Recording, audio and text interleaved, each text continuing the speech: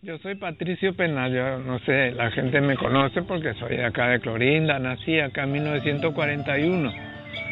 Y doña Elvira Marana, la madre de don Rolando Artelendi, era mi madrina. Nací en el hospital ahí en San Martín y San Vicente de Paul, hoy. Antes era la calle Misiones, cuando yo era chico tenía en la calle otros nombres. Bueno, y yo nací en 1941, tengo 76 años. Y de casualidad, como quien dice, fui periodista en Buenos Aires, trabajaba en el Diario Popular, escribí en muchas revistas. Y acá, cuando volví en el 92, empecé a hacer cosas, porque por lo que yo aprendí en Buenos Aires quería poner en práctica aquí. Bueno, y me costó mucho, a tal punto que casi no puedo decir que no pude hacer nada, pero si me hubieran dejado, podía haber hecho muchas cosas muy lindas. El primer libro que escribí fue el libro del centenario de Clorinda, se llama El mensaje del siglo, porque yo invité a 100 personas, 100 clorindenses, uno por cada año que cumplíamos, para que ponga un mensaje, que escriba algo, que juntábamos ahí y ahí ponemos la historia contada por la comisión que se creó para fijar el día de Clorinda. Y bueno, el profesor Colman, la María Teresa Benítez de López, un grupo de escritores, de historiadores que trabajaron. Bueno, este trabajo yo le pedí y la señora María Teresa Benítez de López me trajo y me dijo que lo publique ahí como para contar la historia. Y después hablamos de lo que era Clorinda con fotografías, ¿no? Con cosas antiguas. Y después llegamos al momento en que en el 99 justamente llegamos a la etapa donde a fotos en color mostramos lo que es la cooperativa, lo que pasaba en la ruta, ¿no? Cómo estábamos ahí a punto de ser garroteados por los gendarmes, ¿no? Entonces todo eso era una realidad de ese momento. Es decir, que yo hablé de todas esas cosas y bueno, ahora, como me dice, sos el mejor, porque desgraciadamente no hay otro, este soy el único. Y le sirvió. Yo me di el gusto de hacerlo, a pesar de que trataron de todos lados de que no se haga. Y esto no lo digo yo, sino que otra gente dijeron en la radio. Le boicoteamos, le perseguimos para que no haga, y ahora que está hecho, entonces empezamos a decir, y esto nomás es lo que hizo ese tarado. Tratamos todavía de achicar las cosas. Le dediqué mi libro a mi familia, ¿no? Y después a mis amigos, a la gente que yo conozco y a todo el pueblo de Clorinda, los vecinos de Clorinda, ¿no? Es decir, entran todos y por eso cuando llegan a esa parte dicen, bueno, acá nos toca a todos. Ese es el libro del centenario. Y ahí, como te decía, contamos, empezamos con la historia, ¿no? La cosa escrita, ¿no? Y después buscamos la parte de la fotografía antigua, ¿no? Y el primer intendente, todo ese tipo de cosas. Es un raconto de la historia que, como yo no soy historiador ni nada, ni siquiera fui a la escuela, pero a mí me gusta hacer cosas. Entonces, lo que hice fue juntar y escribir sobre todo la historia que me va contando la gente.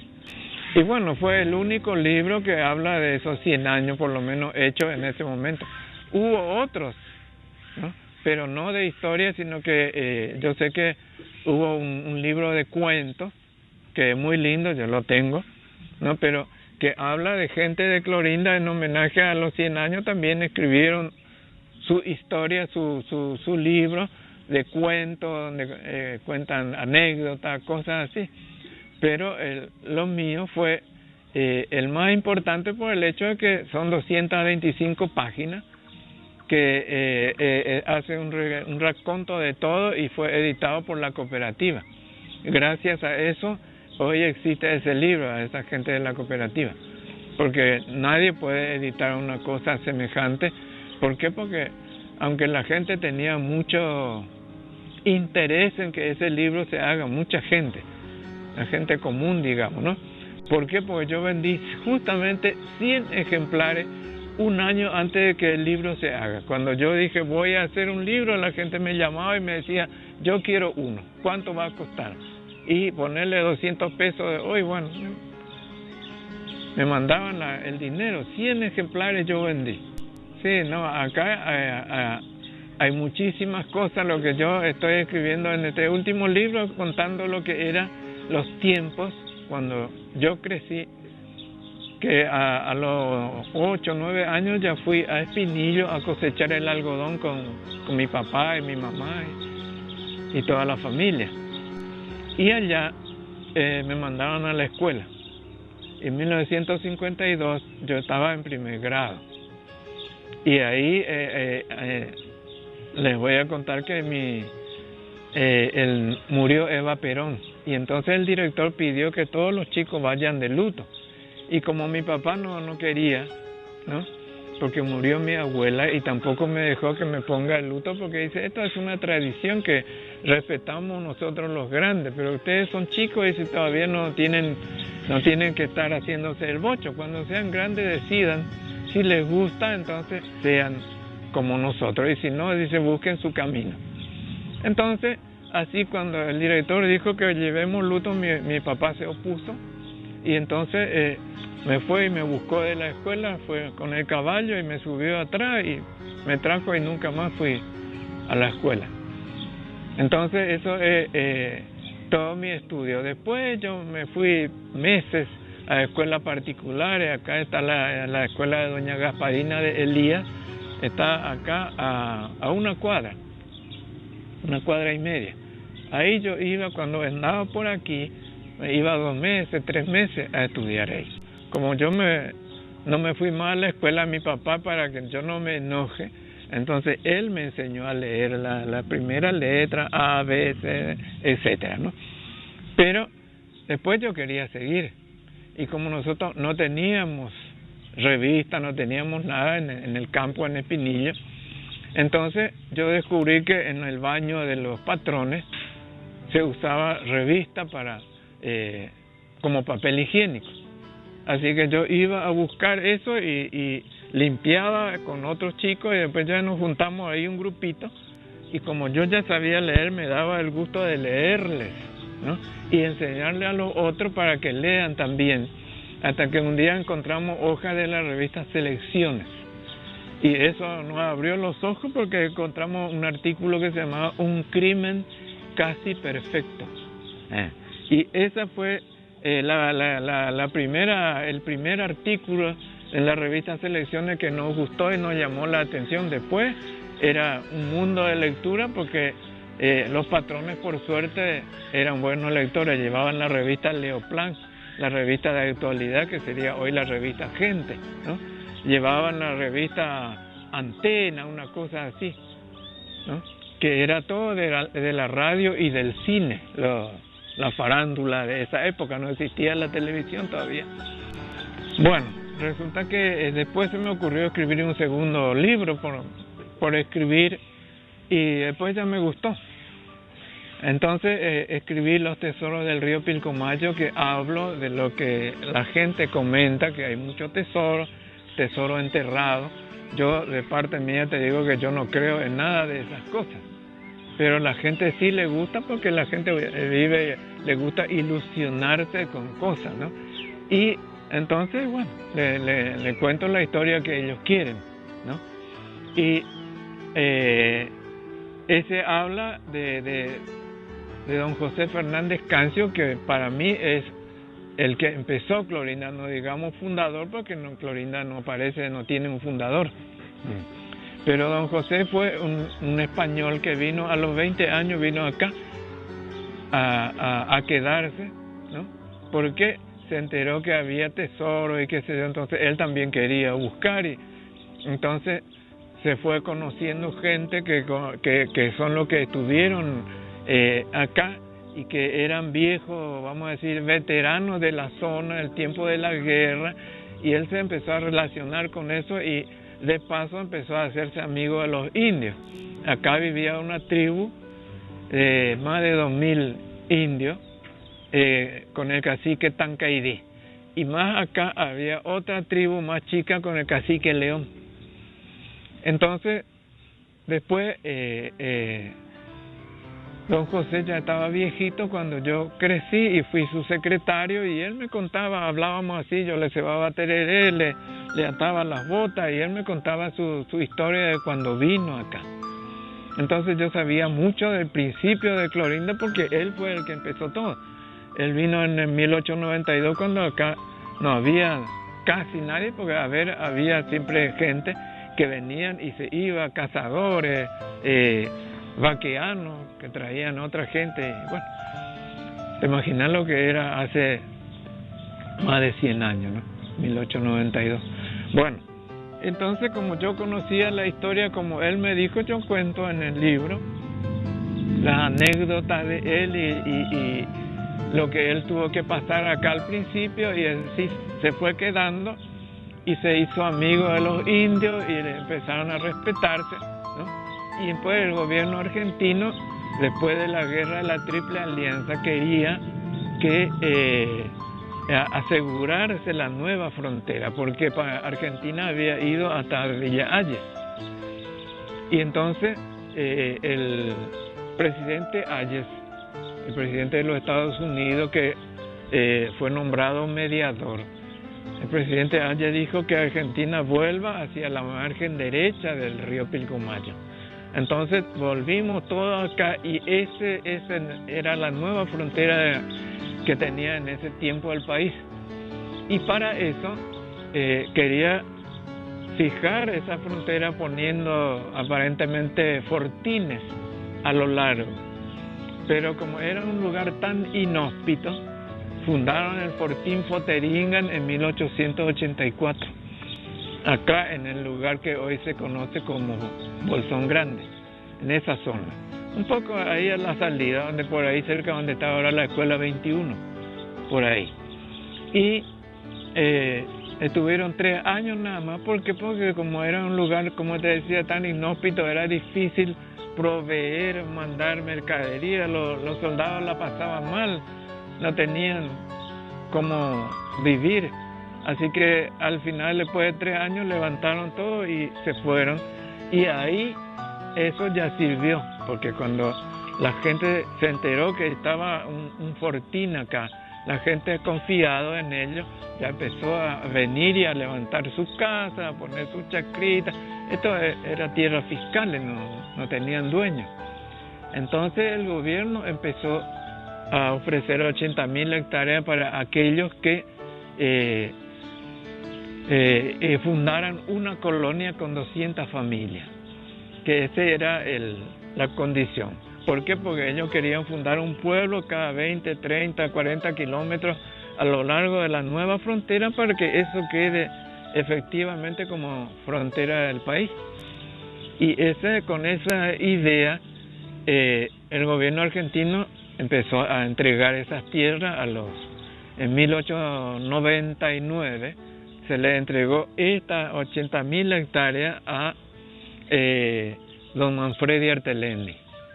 Y esto por eso él figura como el propietario y bueno, pero él falleció en 1904, apenas 4 o 5 años después que el gobierno le dio estas tierras, él falleció, no llegó a hacer nada. Y entonces la señora doña Elvira Marana, que vivía en Buenos Aires, no podía venir acá a ocuparse en este desierto lleno de indios donde no había nada. Entonces se quedó en Buenos Aires hasta que los chicos terminaron el colegio, y después en 1918 recién vinieron acá. En 1918 don José Fernández Cance hacía 26 años que estaba aquí, y como no podía venir la señora a administrar estos lugares, esta propiedad, lo nombró a don José su administrador. Eso, como inquilino, como administrador, él fue el que tenía la sartén por el mango acá, y todo. Por eso se puede decir que él fundó esto, aunque como oficialmente nunca se fundó, porque tenían que venir 200 familias. Y don José me decía, me volví loco buscando familia para traer de Bouvier, de Formosa, de Villa Halle, de todos lados.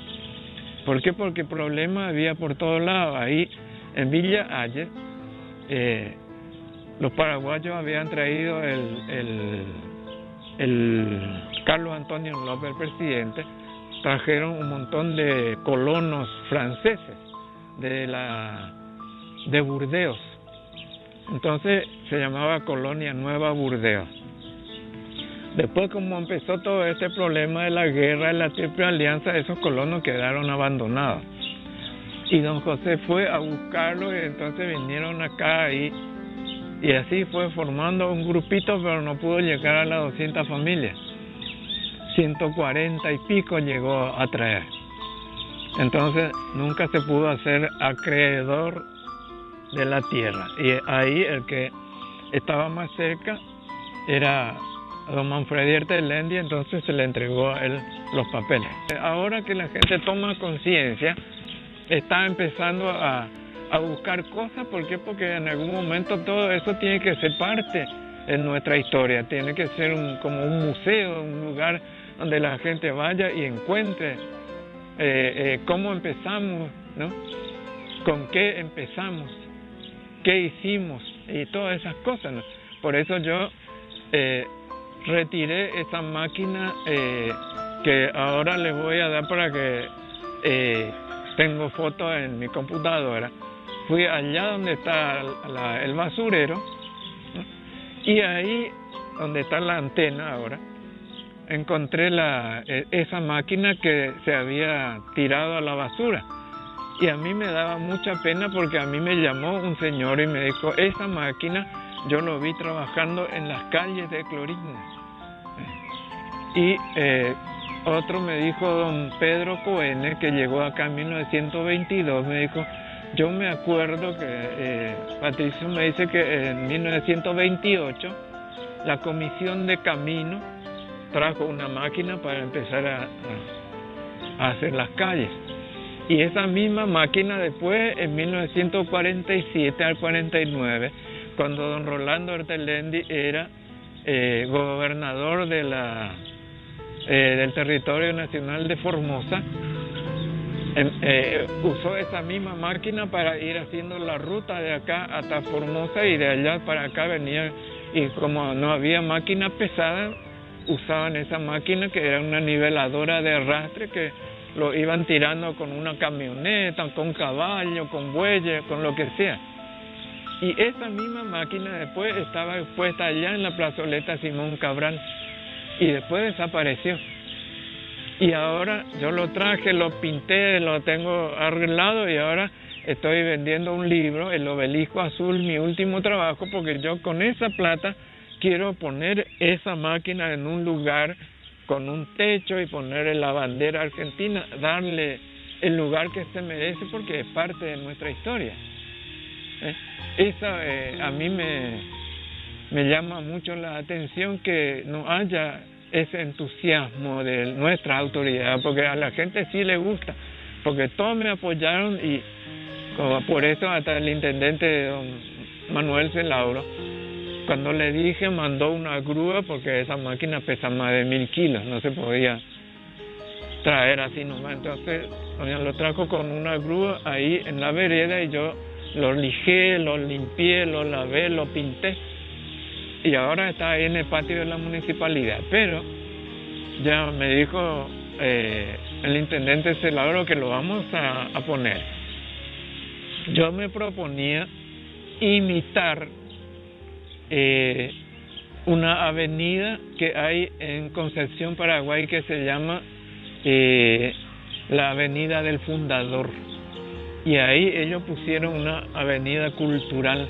Ahí pusieron todas las cosas de su historia, pusieron estatuas, pusieron fuentes, pusieron hasta un tanque de guerra, de la guerra del Chaco. Lo tienen ahí en esa avenida. Entonces se fueron a instalar ahí los artesanos, ¿no? Porque los turistas van todos derechos ahí. Entonces están artesanos, ahí están los restaurantes, es decir que hicieron un lugar turístico. Y eso es lo que a mí me gustaría que se haga acá sobre la avenida Marana, que es justo como esa avenida que tiene un parterre en el centro, y ahí en ese parterre hay de todo, la gente se queda mirando, y es como mostrar nuestra historia. ¿Por qué? Porque dicen que solo se ama lo que se conoce. Entonces yo lo que quiero es que la gente nos conozca, que conozca nuestra historia, que sepa quién era doña Clorinda, por qué se llama Clorinda esta ciudad, y que conozca a cada uno de nuestros próceres, digamos, ¿no? Entonces así la gente va a confiar, la gente nos va a querer, ¿no? Y va a amar a nuestra ciudad como la amamos nosotros. Yo le recomiendo a los jóvenes que quieran escribir que empiecen a leer muchísimo, porque ese es el problema grave, que los chicos salen de la escuela y no saben leer, y algunos son doctores, abogados, de todo, y tampoco saben escribir, ni siquiera unas líneas.